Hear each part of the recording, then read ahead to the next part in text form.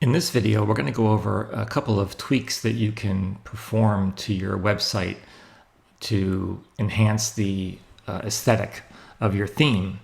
Now, these are enhancements that will only be available to you if you're using our Mega or Extended plans, because those plans include the Theme Manager.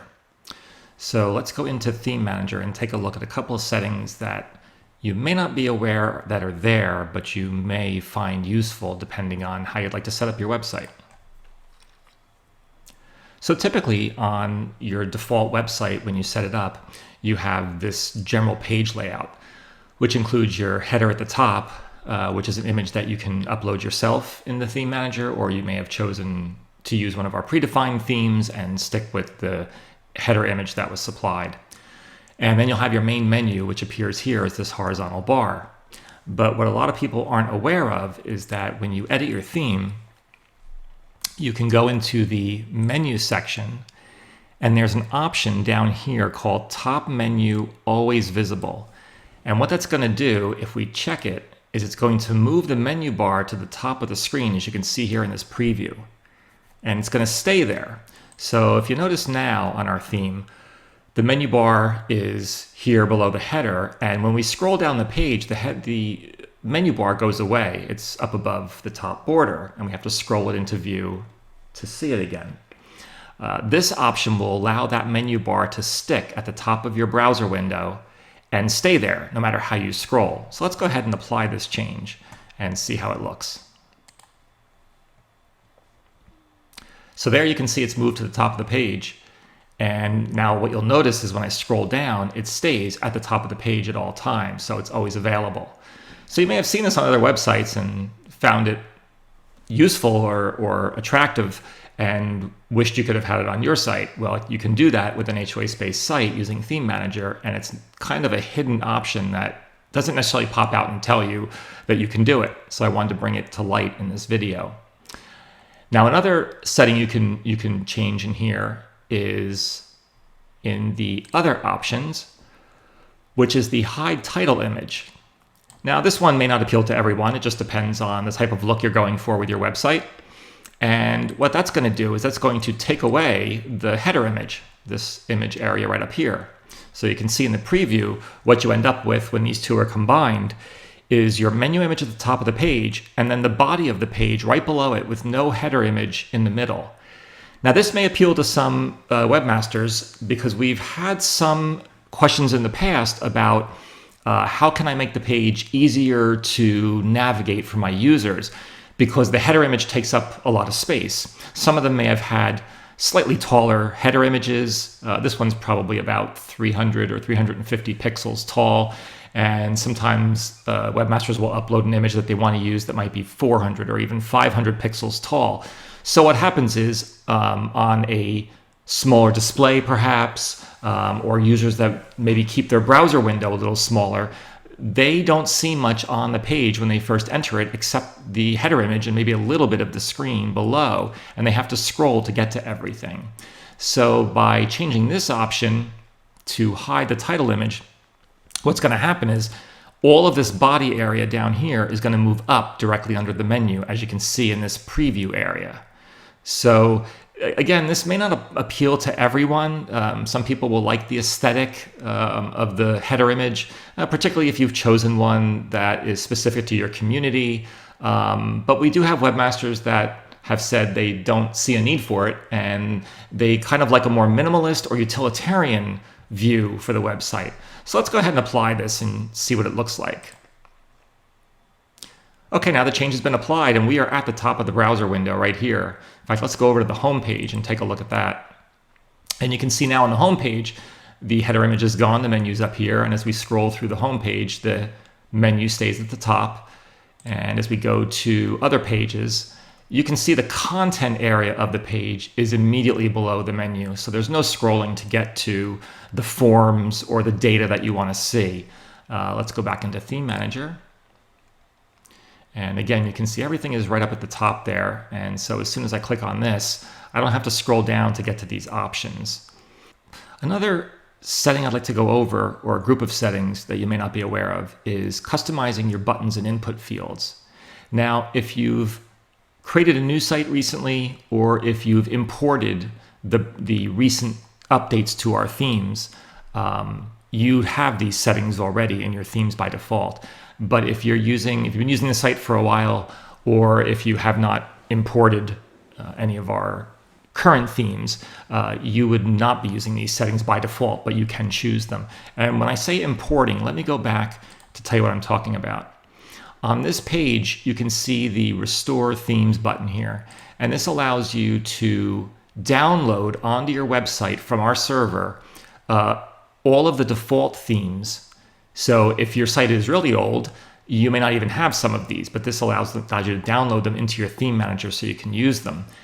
But even if you have them, you may have the older versions which don't have some of these updates in them. And so by simply checking off any one of them or all of them, you can restore them, which means download them onto your site. Keep in mind, if you are using any of these themes, downloading them will overwrite them with the ones that we have on our server. So if you've made customizations to any of these themes and changed any of the settings for your site, those changes will be lost and you'll be put back to the default settings of these because it will overwrite any changes you have made.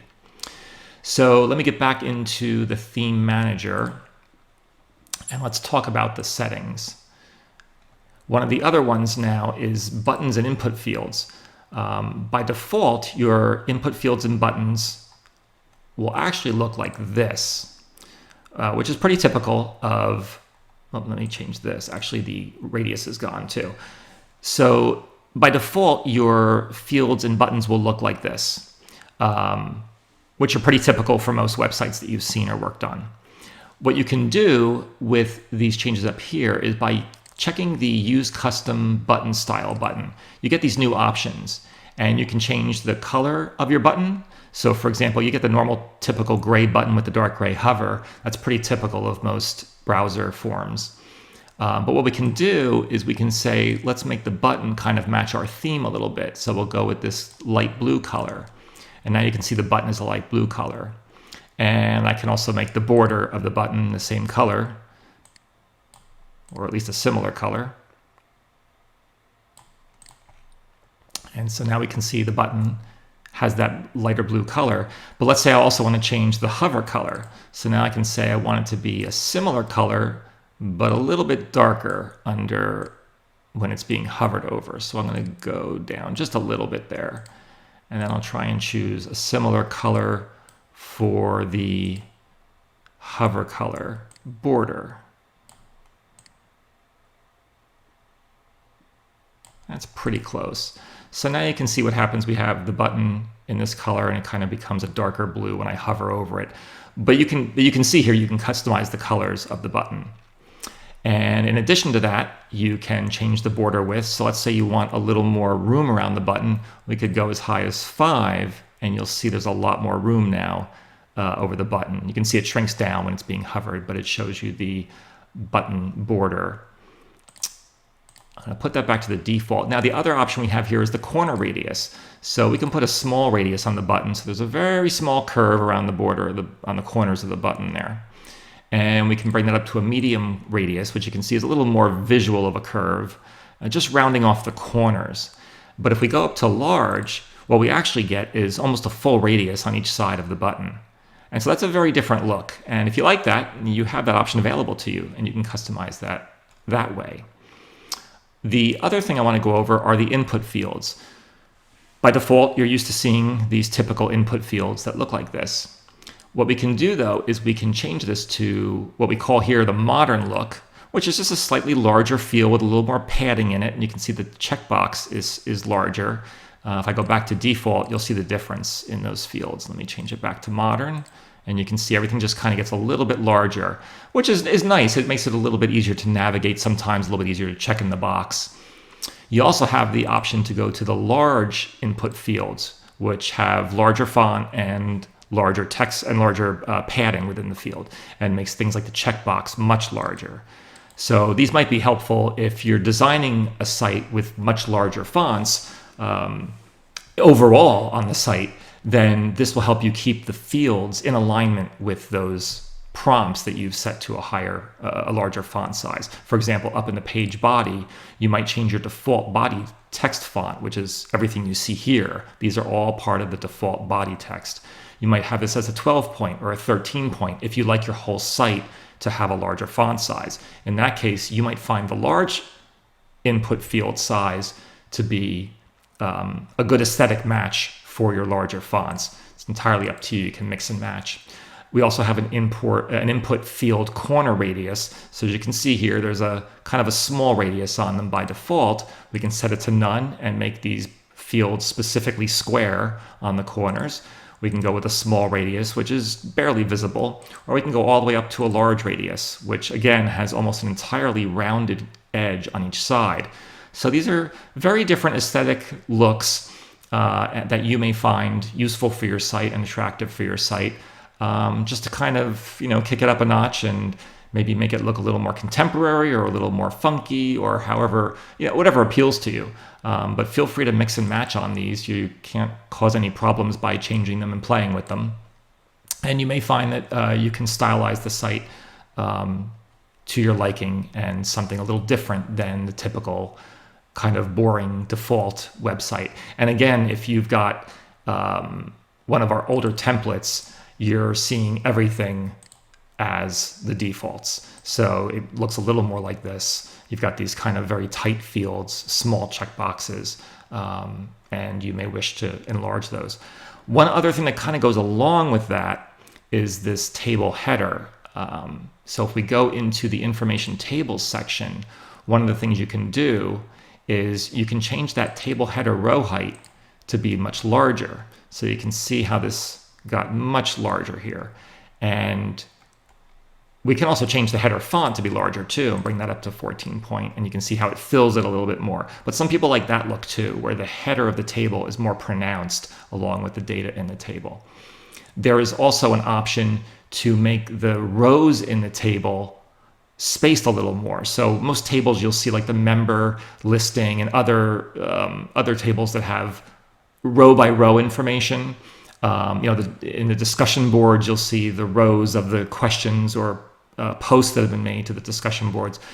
And you can change the spacing, the gapping vertically between them by coming up to here and changing the row spacing to large, for example. You'll see there's a little more gap in there. We don't have that alternate background color here like there is on a lot of the pages that have rows in a table format, but you get the point. You can space those rows out more. And again, it has a little more of a contemporary feel. It's a little bit more of a relaxed layout as opposed to a compact layout. And we've seen some applications, in more recent years and some website designs that do lean that way with a little more relaxed layout as opposed to trying to cram a lot of information onto one page. It's kind of spreading it out a little bit more, has a little bit easier visual appeal with the eyes. It really depends on your personal preference and also your audience. Your community members might like more compact looking website data because it's all on one page, less scrolling, again, going along with the removal of the header image. It has a more utilitarian, minimalistic view, but that may be good for finding data quickly and having it all appear in a small area. Or your audience may like everything kind of spaced out, a little more relaxed. It just has a different visual appeal. And it requires a little more scrolling. Things are spread out a little more. Maybe their browser window will have to be a little larger. So it really just depends on your personal preference as to what kind of websites you like. So you can see the different changes you can make and how they affect your website. And I encourage you to go in and try out some of these new features and play around. You won't cause any damage to your website, and you can always change them back and reapply. And if you really don't like what you've done, you can always go back to reset it by going into Restore Themes and then choose your theme and say Settings and Images. Now, settings and images will also bring in the header image and overwrite it. So if you have a custom header image, you may just want to go with settings and do the restore. And that will download that theme from our website and load it onto your site and overwrite any changes. And now when we go back in, you'll see that everything is back the way it used to be. It's actually checked that box to show, or unchecked the box to hide the header, so we're back there. The menu has been put down in the middle of the page again. It has undone all of those changes by restoring the theme. So those are some of the options I wanted to go over and show you, and have fun playing with it. I hope you found this tutorial helpful. Thank you very much for watching.